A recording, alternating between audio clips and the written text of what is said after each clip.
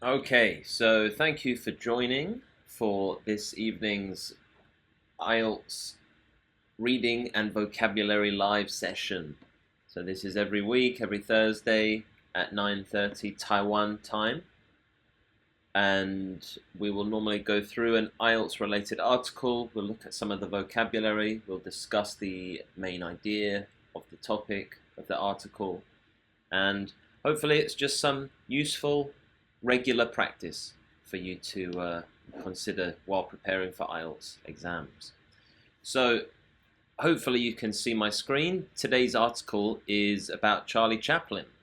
So this gentleman, maybe I can give you a quick background about him. So Charlie Chaplin or he was one of the most famous and influential figures in film history. So he was born in London in 1889, and he grew up in extreme poverty, and as a child he experienced homelessness and hardships which later influenced many of his films. He became famous in the early 20th century as a silent film actor. So quite an unusual skill set, let's say. But also as a director and a writer as well. So the most famous character he did was called the Tramp, which was a small man with a bowler hat, a mustache, and walking stick.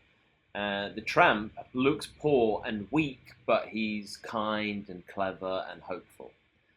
Okay, so that's a bit of a summary of the man in question here. So I'm going to go through each section of this article. This is from the BBC today, and I will read it, and then I will take a moment at the end of each section just to discuss some of probably the top 10 words in that section, and I'll explain why they might be useful for you as well as an IELTS learner or candidate. So let's go back to the article. So this is titled, "It's Why Chaplin Was in a Class by Himself. The Story Behind City Lights and Cinema's Greatest Ever Final Shot." So this is a picture of the man himself. As you can see, he's from an older time. Okay, let's begin here. First section. So hopefully you can see it on your screen. I'll zoom in a little bit.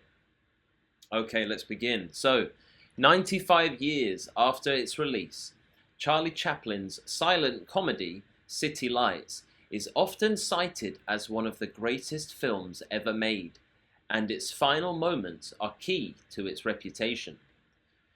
When Charlie Chaplin was asked by Life magazine in 1966 which of his films he regarded as his favorite, he gave the honor to City Lights before downplaying his achievements with, "I think it's solid, well done." Since its premiere at the Los Angeles Theatre on the 30th of January 1931, cinephiles and filmmakers have heaped slightly more effusive praise on the silent romantic comedy, in which Chaplin's tramp character falls in love with a blind fat flower girl, Virginia Sherrill, who mistakes him for a millionaire. When the British Film Institute released the first of its renowned lists of the greatest films of all time in 1952, City Lights came joint second alongside Chaplin's The Gold Rush in 1925. Stanley Kubrick, Orson Welles, and Andrei Tarkovsky each named it as one of their favorite films, while The Night of the Hunter screenwriter James Agee wrote that it contained the greatest piece of acting and the highest moment in movies. The moment in question comes right at the end of City Lights. Finally reunited with the flower girl, who can now see, the tramp stares at her lovingly as the camera fades to black. It's a shot of such pure emotion and simple poignancy that It is regularly cited as the greatest ending in cinematic history. In the 95 years since City Lights' release, numerous films have tried to replicate its subtle artistry and the power of its performance. Okay.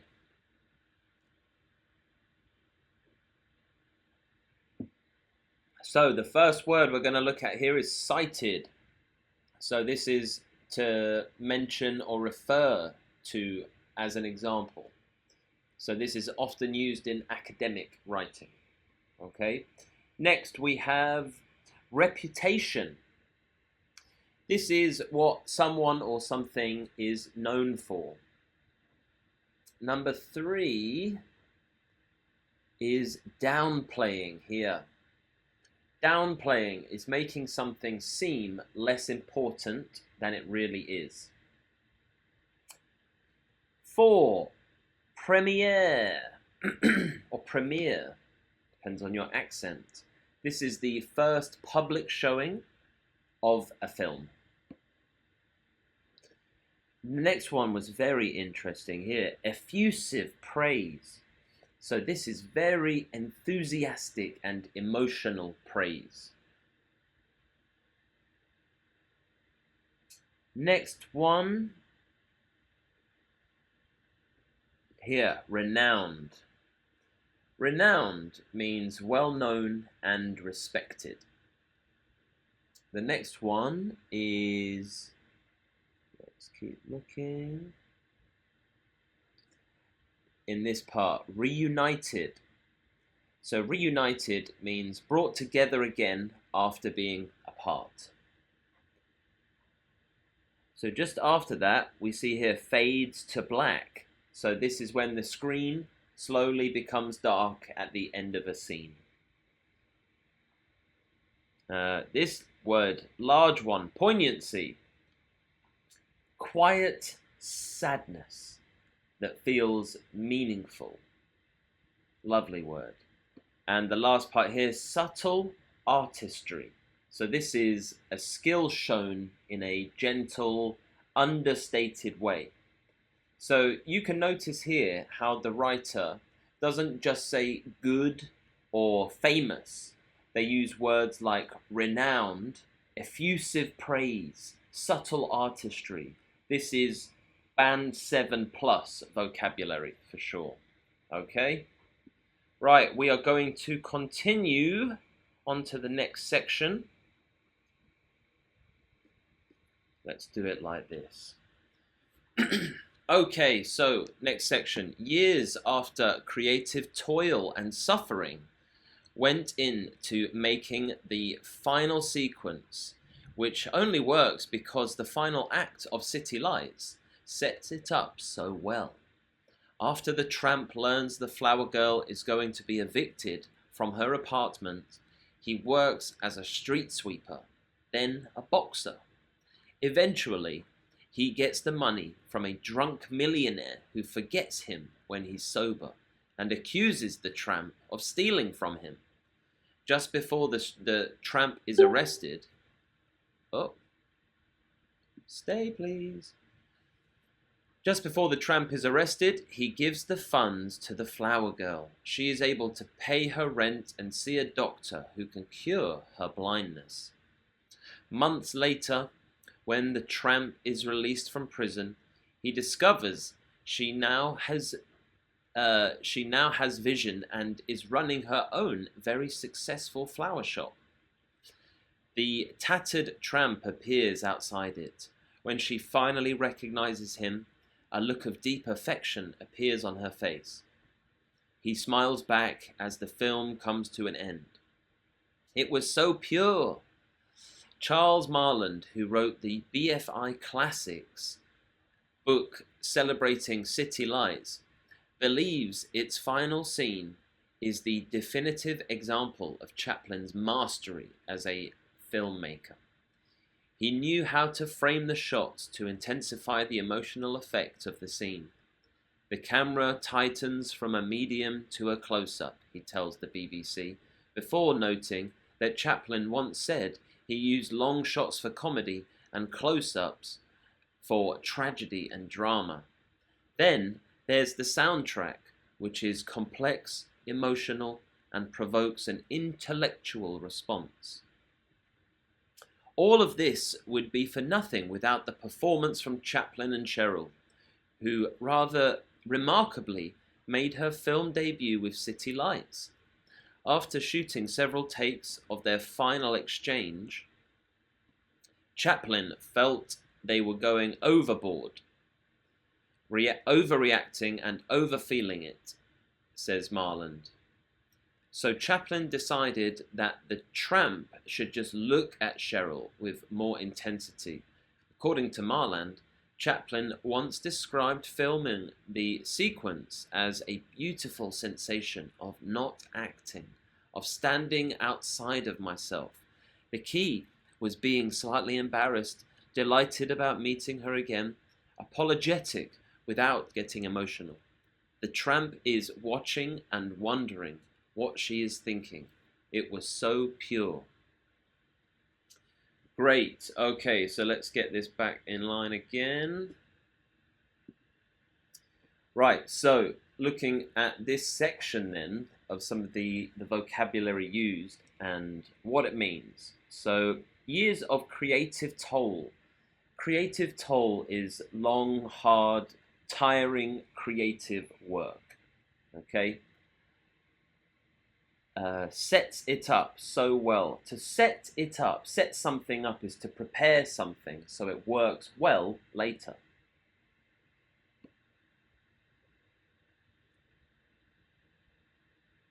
Over here, the flower girl is going to be evicted. Evicted is forced to leave a home legally. Next part. And accuses the tramp of stealing from him. Accuse. If you accuse someone of something, you are saying someone did something wrong. Just before the tramp is arrested. This is taken by the police for a crime.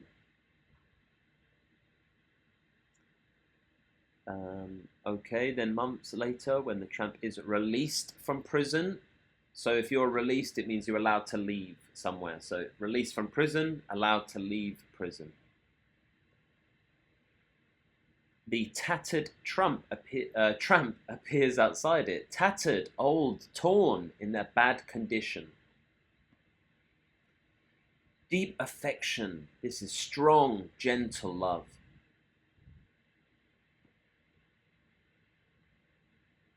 Let's see. He knew how to frame the shots. To frame the shot is to decide how a scene is shown on camera. And here, intensify. This is to make something stronger or more powerful. Okay, so the connection we can make here to IELTS is words like evicted, arrested, released. These often appear in news articles and listening tests. So they are very practical IELTS vocabulary. Okay? Right, we shall continue to the next section. Let's go back here. Okay. Years after City Lights' release, Cheryl told Jeffrey Vance, the author of Chaplin, Genius of the Cinema, that Chaplin usually had dry skin, but she felt his palm get moist as they got closer to the required performance.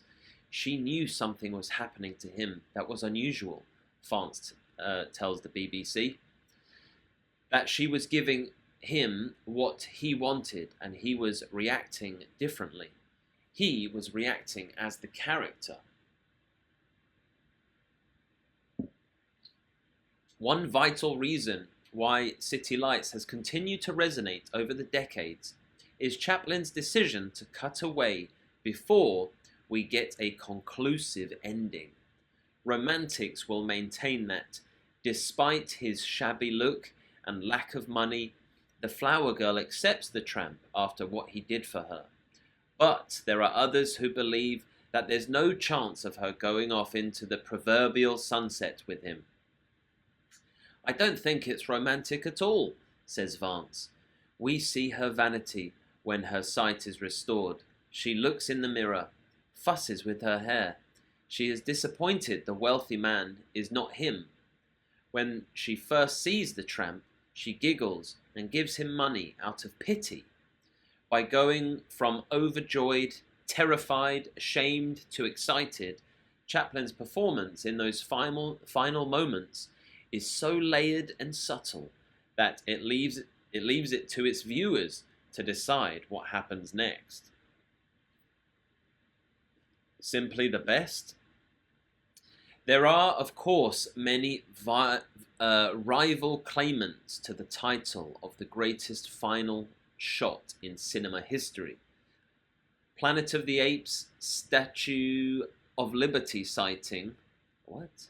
Planet of the Apes Statue of Liberty sighting the slow realization in The Graduate, Butch Cassidy and the Sundance Kid's freeze frame finish, the door closing in The Godfather, and Norma Desmond asking for her close-up in Sunset Boulevard each deserve a mention. Oh, that was a long sentence. But none of these have been replicated quite as often as City Lights' final moment. Films as diverse as The 400 Blows, This Is England, Gone Girl, and Moonlight owe Chaplin a debt, as they each end with characters staring down the camera. Several films have been much more overt with their homages. Woody Allen's Manhattan in 1979 ends with his character ruefully smiling at his young girlfriend, Tracy, after she confirms she's going to London for 6 months. A year later, in The Long Good Friday, director John Mackenzie focused on Bob Hoskins' gangster going through a variety of emotions in quick succession as he realizes he's been caught by IRA assassins and is going to be killed. Even the end of Pixar's Monsters, Inc. tips its animated hat to City Lights. Rather than showing Sully's reunion with Boo, after the pair were seemingly separated forever when the portal into her bedroom was destroyed, we just see him opening the door, looking around, hearing Boo say "Kitty" and smiling. No, I actually remember that scene. It is lovely. Okay, so let's get back into position here for the third section, and we will discuss some of the vocabulary here. So,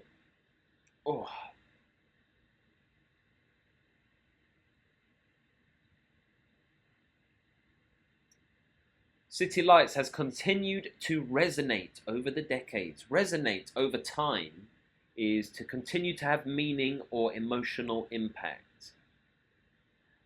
Decision to cut away. Cut away is to stop showing a scene before it finishes. Before we get a conclusive ending. So a conclusive ending is an ending that clearly explains everything. No chance of her going off into the proverbial sunset. So to go off into the sunset, this is an idiom, to go off into the sunset. It means to have a happy, perfect ending.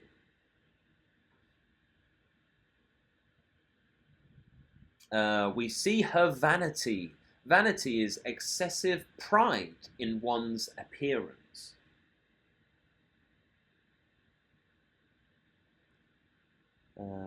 Here, gives him money out of pity. Out of pity is because you feel sorry for someone. Next part. Those final moments is so layered and subtle. Layered and subtle, so having many hidden meanings and emotions, that it leaves it to the viewers to decide what happens next. So to leave something to the viewers, to allow the audience to decide the meaning. Rival claimants. So these are other strong competitors for the same title. And there was one more I saw. Is it here?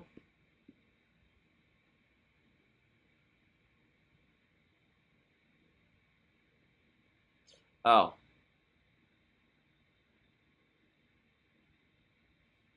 Okay, I can't find it, but you might have seen it already. It's to owe someone a debt. Um, here. Okay. Owe Chaplin a debt. So to owe someone a debt means to be influenced by or grateful to somebody. Okay. All right then, let's continue. One thing I would point out here is you can notice how the writer is using phrases like resonate, cut away, and leave it to the viewers. So these are often used when analyzing films, books, ideas in IELTS essays. Okay? And idioms also, like go off into the sunset, very natural in high-level reading texts. Okay, next section. As is so often the case, brevity makes these moments even more powerful. But it still takes hours of creativity, skill, and talent, as well as thousands, sometimes millions of dollars, to put these scenes on celluloid. That was especially true of City Lights.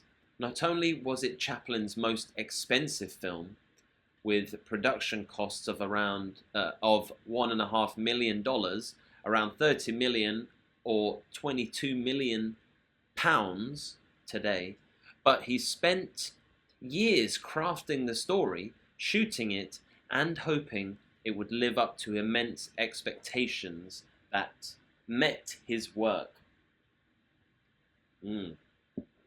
Okay. A labor of love. When cameras started rolling on City Lights on 27th of December 1928, Chaplin was the most famous man in the world. He'd risen from London squalor to become a multi-millionaire who had complete creative control over his films. So much so that even though The Jazz Singer had become the first talking picture 14 months earlier, and Hollywood was no longer interested in silent films, Chaplin insisted that City Lights would have no lines of dialogue. City Lights' beauty is in its simplicity. Chaplin knew simplicity was very difficult to achieve. And that's from Jeffrey Vance. He was very adamant that the tramp was a creature of the silent film, says Vance. But he also knew he needed to make a perfect film. He felt that was the only way an audience was going to accept a silent film. Chaplin was so concerned with making Silent Lights as flawless as possible that he spent a year in pre-production, and filming lasted all the way through until September 1930. The tramp's first meeting with the flower girl, where she mistakes him for a millionaire, plagued Chaplin to such an extent that it still holds the Guinness World Record for the most retakes of a single scene. He eventually shot the sequence 342 times. Chaplin's creative toil was worth it.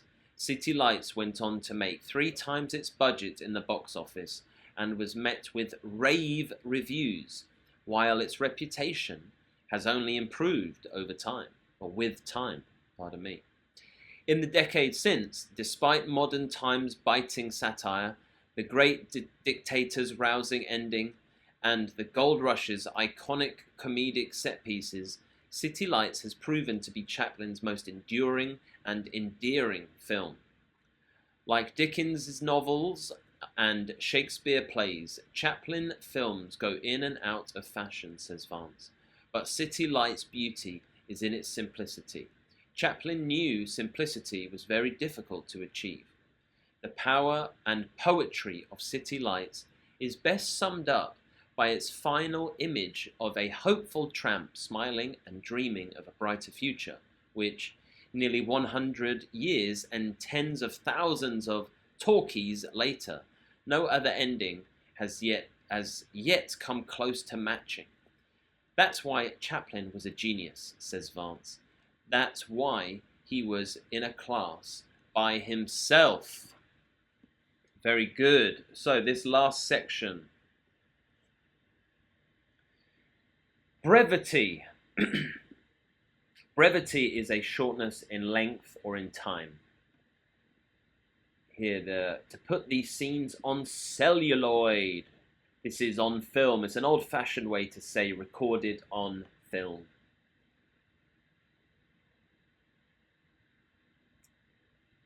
Next part, live up to immense expectations. So to live up to expectations is to be as good as people hoped. A labour of love. This is an interesting phrase as well. So this means work done mainly because you love it, not for money. So Chaplin was one of the most famous men in the world. He'd risen from London squalor. So squalor is extremely dirty and poor living conditions.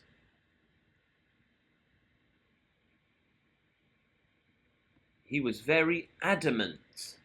Adamant is very firm, refusing to change your mind.